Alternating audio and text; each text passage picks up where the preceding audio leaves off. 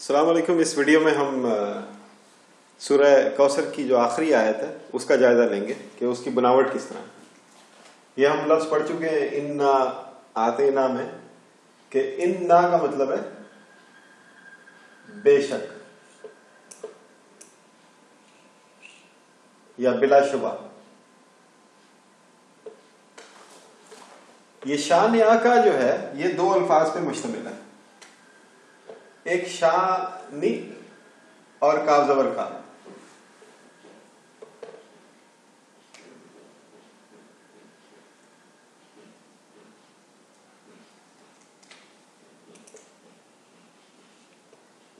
شین الف شا نون یہ حمزہ والا شانی شانی اور کاف زبر کا. یہ دو الفاظ سے مل کے بنا ہے. ہوا یہ ہم پڑھ چکے ہیں کل ہو اللہ میں. دیٹ دوز جو دور کے لیے اشارہ کرتے ہیں. اور الابتر. تو اب اس کا ترجمہ کرتے ہیں. شانی جو ہے وہ بدخواہ کو کہتے ہیں. بدخواہ. یہ خواہ جو ہے نا یہ فارسی کا لفظ ہے. اس کا مطلب ہے بد کا مطلب برا, خواہ کا مطلب چاہنے والا. تو وہ کہتے ہیں نا کہ فلاں بندہ فلانے کی بدخوئیاں کر رہا تھا. تو وہ بدخوئیاں مطلب کہ وہ اس کی جو شخصیت میں سے جو بری باتیں ہیں ان کو ڈسکس کر رہا تھا. تو بدخواہ جو ہے وہ شانی وہ ایک ایسا بندہ ہے کہ جو آپ کی یا کسی کی ٹو میں رہے اور اس کی ہر بات کو توڑ مروڑ کے دوسروں کے سامنے پیش کرے. تو وہ شانی ہے. وہ یہی چاہے کہ آپ کا نقصان. اور کاف زبر کا. اب یہ اس آیت میں آپ یہ ذہن میں رکھیں کہ نبی کریم صلی اللہ علیہ وسلم سے اللہ تعالیٰ مخاطب ہے. پہلے ان کو بتا رہے ہیں اس صورت کے شروع میں کہ ہم نے آپ کو کوثر دیا. دوسری صورت میں بتا رہے ہیں کہ ہم نے آپ صلاۃ قائم کریں اور آپ قربانی دیا کریں. اور تیسری صورت میں بتا رہے ہیں کہ اس کا نتیجہ کیا ہوگا کہ آپ کا جو بدخواہ ہے. کاف زبر کا مطلب وہی تو یا تیرا.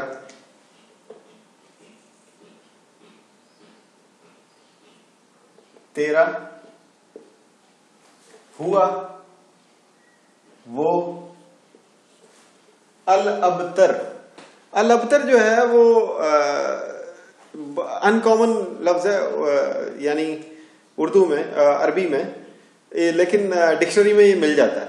ابتر کا مطلب ہے کہ کوئی ایسا درخت جس کی جڑ آپ کاٹ دیں. آپ نے کسی درخت کو ختم کرنا ہو نا تو اس کی آپ جڑیں جو ہیں وہ کاٹ دیتے ہیں. اچھا, کوئی ایسا جانور جس کی دم نہیں ہوتی اس کو بھی ابتر کہتے ہیں. اور وہ مینڈک کی ایک قسم ہے جس کو ابتر کہتے ہیں. اور ابتر کا ایک اور بھی مطلب ہے کہ کوئی ایسا انسان جس کی نسل نہ چلے اس کو بھی ابتر کہتے ہیں. تو یہ بڑا کیا کہتے ہیں نفرت انگیز قسم کا لفظ ہے, جو کہ جب نبی کریم صلی اللہ علیہ وسلم کے بیٹے ان کے ایک کے بعد دوسرے بیٹے کا انتقال ہوا تو کافروں میں سے کسی کافر نے, میرے خیال ہے شاید ابو جہل تھا یا ابو لہب تھا, خیر کسی کافر نے وہ کہنا شروع کر دیا کہ ناؤز باللہ نبی کریم صلی اللہ علیہ وسلم ابتر ہو گئے. تو اس کا جواب میں اللہ تعالیٰ نے جواب دیا. نبی کریم صلی اللہ علیہ وسلم کی ایک بڑی عادت تھی, جب انہیں کوئی برا کہتا تھا تو وہ خاموشی اختیار کرتے تھے. یہ ایک سنت ہے. ہم اس پہ اگر عمل کرتے ہیں تو دیکھیں آپ کی وہ پھر نبی کریم صلی اللہ علیہ وسلم جواب نہیں دیتے تھے اسے, وہ اللہ تعالیٰ جواب دیتے تھے. تو یہ آیت جو ہے وہ اگر ہم نبی کریم صلی اللہ علیہ وسلم کی سنت پہ یہ عمل کریں گے تو ہے تو مشکل کام. تو اس کا مطلب ہے کہ پھر اللہ تعالیٰ جواب دیں گے. جو وہ آپ کو کہہ رہا ہے وہ خود ہی ہوگا. تو اگر ہم جواب دے دیں گے تو پھر تو ہم نے اپنا بدلہ لے لیا نا, پھر اللہ کی طرف کوئی حساب نہیں. تو یہ کوئی آپ کو برا کہے یا جو بھی ہے اس کا جواب اگر آپ سنت سمجھ کر آپ اس پہ خاموشی اختیار کر لیں گے تو وہ اللہ تعالیٰ پھر اس کا جواب دیں گے. یہ ایک سنت ہے. اور یہ سنت بھی ہے کہ عملی جواب دینا, کہ پریکٹیکل کر کے دکھانا. تو دونوں سنتیں ہیں. صرف یہ نہیں کہ بالکل ہی چپ سادھ لیں اور بالکل ایسے بن جائیں کہ لوگ آپ کو ہر طرف سے دباتے رہیں. ایسے یہ بھی سنت نہیں ہے.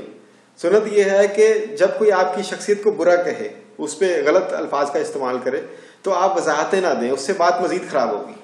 تو خیر یہ انا شانیہ کا بے شک بدخواہ تیرا وہ ابتر بے نسل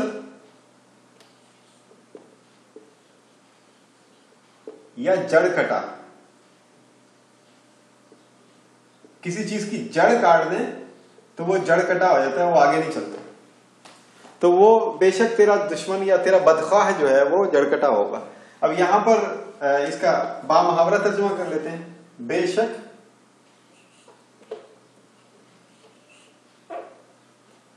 تیرا دشمن یا تیرا بدخواہ. یہ بدخواہ جو ہے اس میں دشمن بھی آ جاتا ہے اور وہ لوگ بھی آ جاتے ہیں جن کے اپنے سیاسی تحفظات ہوتے ہیں، جن کے اپنے معاشرتی تحفظات ہوتے ہیں، وہ بھی بدخواہ بن جاتے ہیں آپ کے. وہ کھلے کھلا دشمنی نہیں کرتے، پیچھے پیچھے دشمنی کرتے ہیں. بے شک تیرا بدخواہ، اس میں دونوں شامل ہیں، ظاہر اور چھپے ہوئے دشمن سب شامل ہیں شانک میں. وہ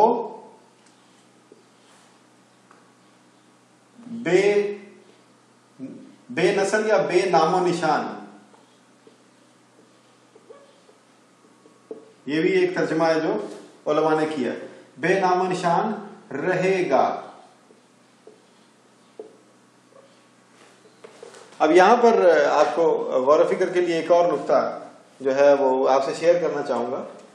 وہ یہ کہ ہوا ہم نے جب قل اللہ پڑھ رہے تھے تو ہم نے کہا تھا کہ دور کسی کی طرف اشارہ کر دیا جائے اور اس کی تعداد نہ بتائی جائے اور اس کے ارد گرد دائرہ بھی نہ کھینچا جائے کہ بھائی یہاں سے لے کر وہاں تک، یعنی اس کو انلمیٹڈ چھوڑ دیا جائے کہ یہ اس کی کوئی حد نہیں ہے، اس کی حد مقرر نہ کی جائے. تو اس کے لیے بھی ہو آتا ہے.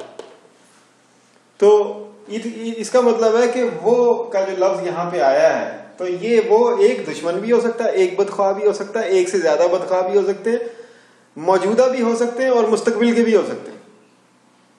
تو نبی کریم صلی اللہ علیہ وسلم کے جتنے بھی بدخواہ اس دور میں تھے یا آج کے دور تک ہیں یا آگے ہوں گے، ان کے لیے یہ حکم نافذ ہو رہا ہے. اب دوسرا پوائنٹ غور و فکر کے لیے کہ وہ بے نسل ہو جائے گا. بے نسل کا مطلب یہ نہیں ہے کہ اس کی اولاد نہیں پیدا ہوگی، اس کی اولاد پیدا ہوگی، لیکن وہ اولاد یا تو ہدایت کی طرف آ جائے گی یا اگر اولاد اسی کے طریقے پر چلتی رہی تو وہ ان کا مشن آخرکار فیل ہو جائے گا. آپ دیکھیں نبی کریم صلی اللہ علیہ وسلم کو تقریباً 1500 سال ہو چکے ہیں. آپ کی بعثت کے بعد اب تک تقریباً وہ 1438 سے شاید، تو یہ 1450 سال تقریباً ہو گئے ہیں. یوں کہہ لیں کہ 1500 سال ہو گیا. تو 1500 سال میں جتنے لوگوں نے نبی کریم صلی اللہ علیہ وسلم کے خلاف ہرزہ سرائی کی، آپ کی دشمنی مول لی اور آپ کے خلاف کتابیں لکھیں، آپ کے خلاف مشن چلایا، آپ کے خلاف تحریکیں چلائیں، آج ان لوگوں کو تاریخ میں کوئی شخص نہیں جانتا. کوئی کہہ دے کہ میں ابو لہب کی اولاد ہوں، کوئی کہہ دے کہ میں ابو جہل کی اولاد ہوں، نہیں. دوسری طرف آج تک لوگ خود کو فاروقی کہلواتے ہیں، خود کو صدیقی کہلواتے ہیں. کیوں؟ کہ جی ہم حضور کے غلاموں کی اولاد میں سے، انصاری کہلواتے ہیں لوگ. تو اس کا مطلب ہے کہ نبی کریم صلی اللہ علیہ وسلم تو سب سے بڑی ہستی ہیں اللہ کی مخلوق میں، ان کے غلاموں کو بھی لوگ مانتے ہیں کہ ان کی اولادیں کہلوانا پسند کرتے ہیں. دوسری جانب جو دشمن تھے وہ بے نسل ہو گئے کہ آج ان کی اولاد کہلوانا کوئی پسند ہی نہیں کرتا. تو یہ ایک اللہ تعالیٰ نے قانون بنا دیا کہ جو آپ سے بدخواہی کرے گا وہ زیادہ سے زیادہ 100 سال، زیادہ سے زیادہ 200 سال، یہ بہت لمبا عرصہ میں بتا رہا ہوں. عموماً جو دیکھا گیا وہ یہ ہے، آپ پوری 1500 سال کی تاریخ اٹھا لیں کہ نبی کریم صلی اللہ علیہ وسلم سے جو بھی بدخواہی رکھے گا وہ آخر کار وہ اس کی بدخواہی اور اس کی جو تحریک ہے، اس کا جو پلان ہے وہ اینڈ پہ ختم ہو جائے گا، فیل ہو جائے گا. کئی ایسے گستاخ رسول پیدا ہوئے ہیں، بدخواہ پیدا ہوئے ہیں جو کہ آخرکار مسلمان بھی ہو گئے تو ان کی بدخواہی وہاں پہ ختم ہو گئی. اگر وہ بدخواہی پہ ہی مر گئے، ان کے جانشین وہ یا تو کنورٹ ہو گئے یا وہ آہستہ آہستہ اپنے مشن میں فیل ہوتے گئے. تو یہ آپ یاد رکھیں، اللہ تعالیٰ نے یہ قانون بنا دیا. کہ حضور کی بدخواہی کا نظام وہ قائم نہیں رہ سکتا. یہ اللہ تعالیٰ نے ہمیں اصول دے دیا ہے شاید کہ 1500 سال کی تاریخ اس کی گواہ ہے, اور اگلے 1500 سال بھی اگر قیامت نہیں آتی یا جب تک قیامت نہیں آتی یہ اصول لاگو رہے گا. اس آیت ہے, اس کا قانون نہیں بدلے گا. تو یہ غور و فکر کے لیے پوائنٹ تھا کہ ہوا میں اللہ تعالیٰ نے فرما دیا انلمیٹڈ کر دیا. جب تک آپ کا کوئی بھی بدخواہ پیدا ہوتا رہے گا آخر کار وہ بے نام و نشان ہوتا جائے گا, یا وہ مر جائے گا, اس کے جانشین ہوں گے, تو جانشین جو ہیں وہ آہستہ آہستہ اس مشن کو بھولتے جائیں گے. بدخواہی کا سسٹم برقرار نہیں رہے گا, نئے سسٹم آتے رہیں گے لیکن وہ مٹتے بھی رہیں گے. تو یہ یہاں پر سورہ کوثر کی تکمیل ہوتی ہے. انشاءاللہ اگلی ویڈیو میں کسی اور سورت کے اوپر انشاءاللہ ہم غور و فکر کریں گے. شکریہ.